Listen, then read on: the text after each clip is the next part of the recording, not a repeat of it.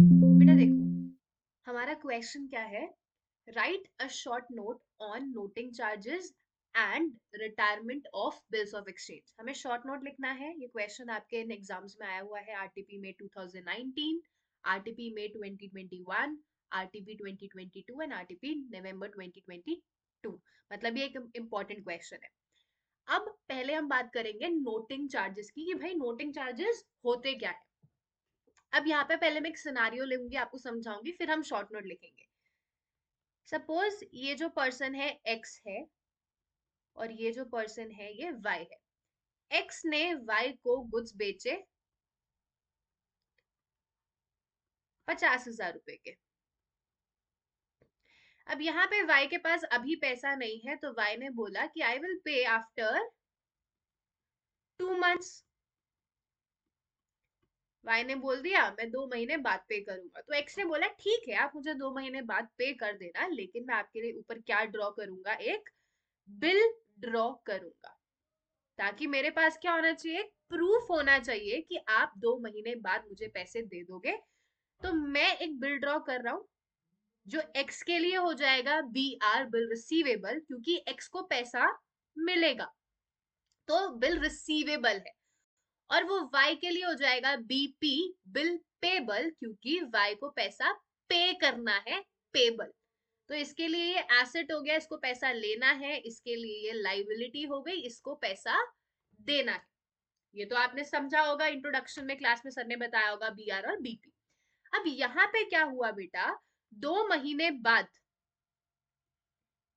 Y को पैसे देने थे। किसको देने थे? एक्स को पैसे देने थे। अब यहाँ पे जो एक्स है ना, एक्स को डाउट हो रहा है। अब यहाँ पे मैं दोबारा बनाती हूँ, ये एक्स है, ये वाई है। अब एक्स को ना कहीं से लगा, या फिर उसको किसी ने बोला कि तूने गलत आदमी को, गलत इंसान को गुड्स बेच दिए। तो एक्स जो है वो डाउट में है कि 2 महीने बाद ये वाई उसको पैसा देगा या फिर नहीं देगा। उसको लग रहा है उसका पैसा जो वाई से मिलने वाला है ना, वो डूब जाएगा। तो एक्स क्या करेगा, एक्स जाएगा नोटरी पब्लिक के पास। अब आप कहेंगे कि ये नोटरी पब्लिक क्या होती है, तो एक गवर्नमेंट ऑफिशियल होता है, एक ऑफिसर होता है, उसको हम नोटरी पब्लिक बोलते हैं। तो एक्स गया नोटरी पब्लिक के पास। एक्स ने ऐसे ऐसे बताया कि देखो मैंने इसके ऊपर बिल ड्रॉ किया है वाई के ऊपर, और मेरा पैसा जो है वो मिल भी सकता है और नहीं भी। तो एक्स ने नोटरी पब्लिक को बताया।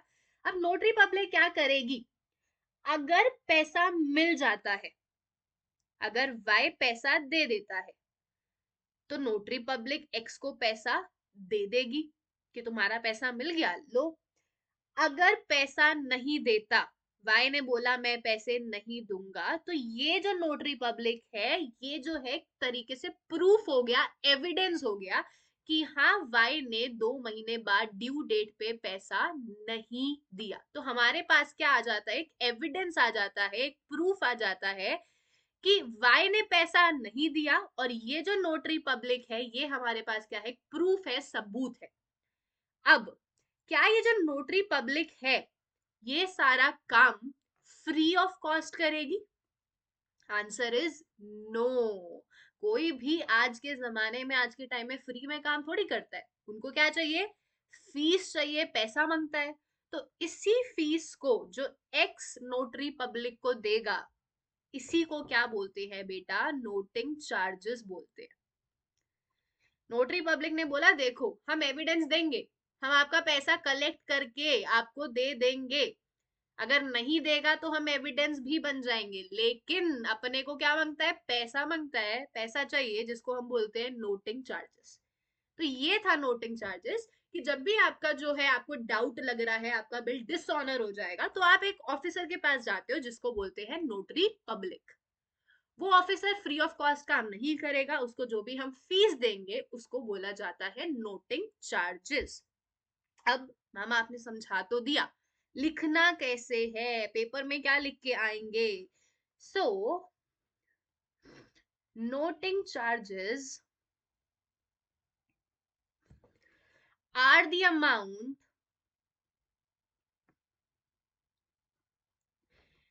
Paid by drawer.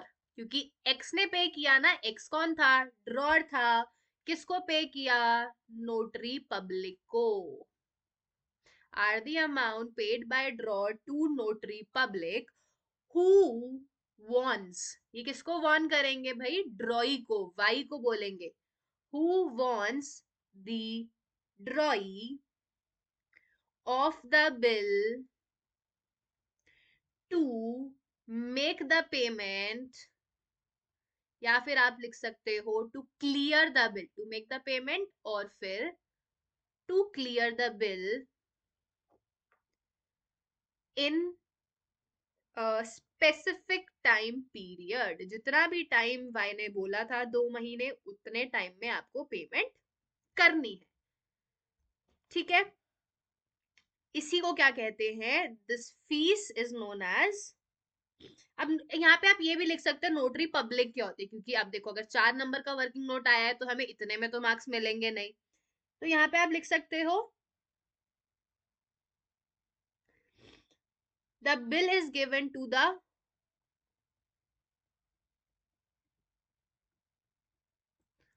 Public official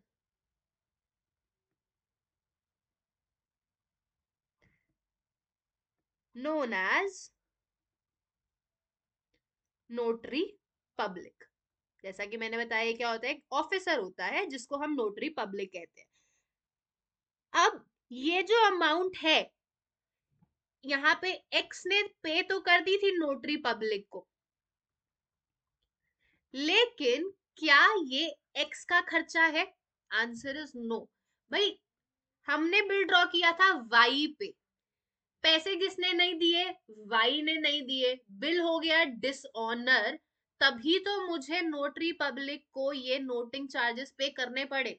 ये सब किसकी वजह से पे कर रही हूं मैं? वाई की वजह से, ड्रॉई की वजह से। तो ये जो नोटिंग चार्जेस होंगे ये एट द एंड बियर कौन करेगा? वाई करेगा, ड्रॉई करेगा। ये भी मैं किससे ले लूंगी? ड्रॉई से। मैं बोलूंगी देखो आपने मुझे 50,000 रुपए तो देने ही देने हैं वाई, जिसने के मैंने आपको गुड्स बेचे थे, साथ में जो मैंने 500 रुपए दिए नोटरी पब्लिक को, ये भी आप ही मुझे वापस करोगे। तो ये एक्स का खर्चा नहीं है, एक्स ने दे दिया नोटरी पब्लिक को, लेकिन एक्स इस पैसे को वापस मांग लेगा वाई से। तो the amount of noting charges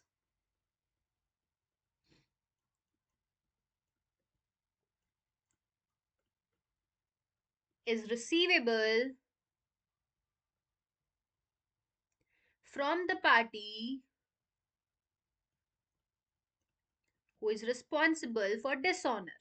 किससे लेंगे? जिसकी वजह से डिसऑनर हुआ है, उसी से हम क्या लेंगे? ये पैसा मांगेंगे। तो बेटा ये था आपका नोटिंग चार्जेस। आई होप आपको ये नोटिंग चार्जेस का मतलब समझ आ गया होगा। अब चलते हैं अगले क्वेश्चन पे। अगले क्वेश्चन में क्या बोला है कि right a short note on retirement of bills of exchange. अब ये रिटायरमेंट क्या होता है? कोई ऑफिस से रिटायर हो रहा है क्या? जॉब से रिटायर हो रहा है? नहीं, ये हम बिल रिटायरमेंट की बात कर रहे हैं। तो आइए इसको भी एक एग्जांपल से समझते हैं। एक पर्सन है अंकित, एक उसका फ्रेंड है, या उसकी गर्लफ्रेंड तो नहीं, पैसा नहीं देगा गर्लफ्रेंड वापस, हम ले लेते हैं राम, ले लेते हैं यहाँ पे। ठीक है, अब अंकित जो है उसने अगेन गुड्स बेचे 1 लाख रुपए के राम को, और राम ने बदले में बोला कि भाई साहब मैं आपको पैसा जो पे करूंगा वो पे करूंगा 4 महीने बाद। ठीक है, अंकित बोला ठीक है भाई आपको 4 महीने बाद पैसा देना, आप 4 महीने बाद दे देना, लेकिन मैं क्या करूंगा? आपके ऊपर बिल ड्रॉ कर दूंगा ताकि मेरे पास क्या हो? एक सिक्योरिटी हो। तो यहाँ पे हम बिल लिखेंगे, बी आर नहीं लिखते। तो अंकित ने क्या किया? बिल ड्रॉ कर दिया, जो राम क्या कर लेगा? एक्सेप्ट कर देगा, साइन कर देगा कि हाँ मैं इसको बिल को एक्सेप्ट कर रहा हूँ, मैं 4 महीने बाद आपको पैसा दे दूंगा। तो ये अंकित के लिए हो गया B R bill receivable, Ram के लिए हो गया है बी पी बिल पेबल। अब ध्यान से सुनना, अब राम जो है सपोज हमने जो बिल ड्रॉ किया है वो ड्रॉ किया है 1 जनवरी 2024 को। अब 4 महीने बाद पेमेंट होगी, फेब्रवरी, मार्च, अप्रैल, मई, फर्स्ट मई, सॉरी, फेब्रवरी, मार्च, अप्रैल, मई, हाँ, 1 5 2024 प्लस आपके 3 डेज होंगे तो ये क्या हो जाएगा 4 मई 2024। ठीक है। अब ये पेमेंट कब होनी है, 4 मई को 2024, 4 मई को पेमेंट होनी थी। राम ने 4 महीने बाद पैसा देने का प्रॉमिस किया था। अब 1 महीने बाद ही राम की जो है लॉटरी लग जाती है, उसके पास अंधा पैसा आ जाता है। 1 महीने बाद मतलब हम मान लेते हैं कि 4 फरवरी को राम के पास बहुत सारा पैसा आ गया।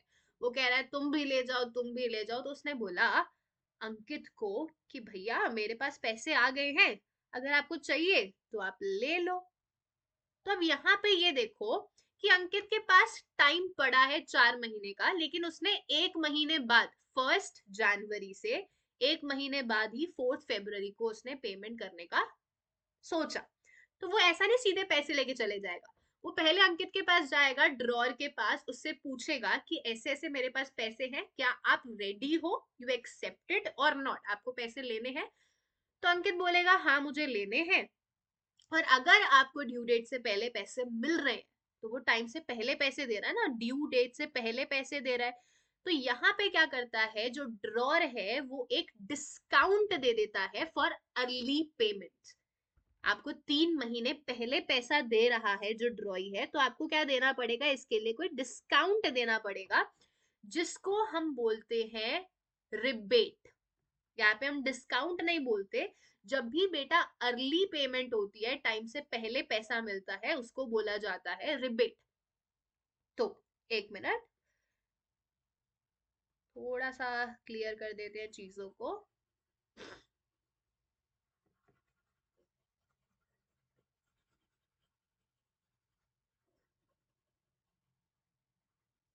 हाँ जी।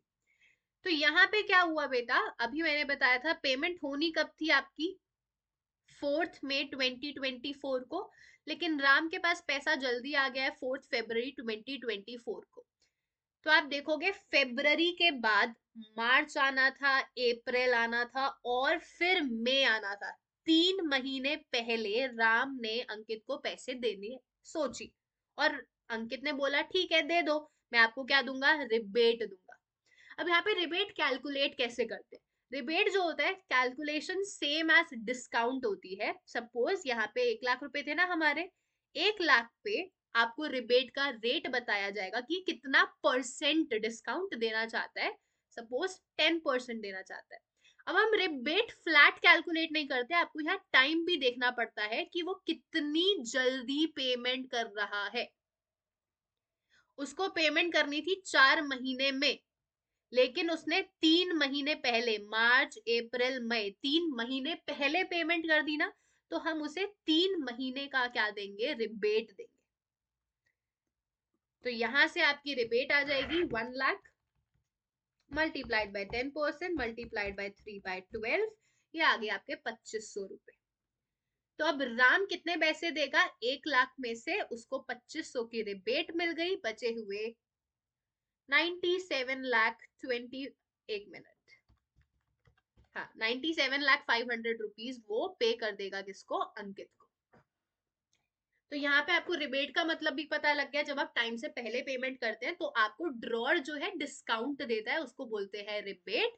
और जब टाइम से पहले ड्यू डेट थी 4th, 1 मिनट, ड्यू डेट थी 4 मई 2024, लेकिन पेमेंट कब कर दी, 4 फरवरी 2024 को। तो जब भी आप अर्ली पेमेंट करते हैं उसी को क्या बोला जाता है, retirement of bill.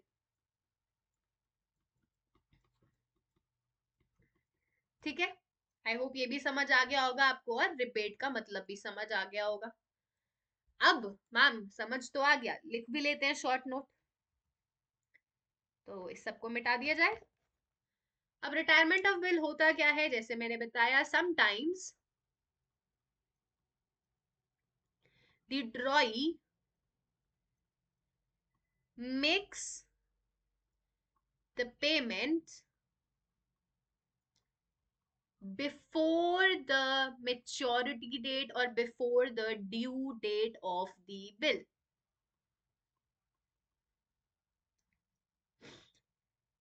In such a case,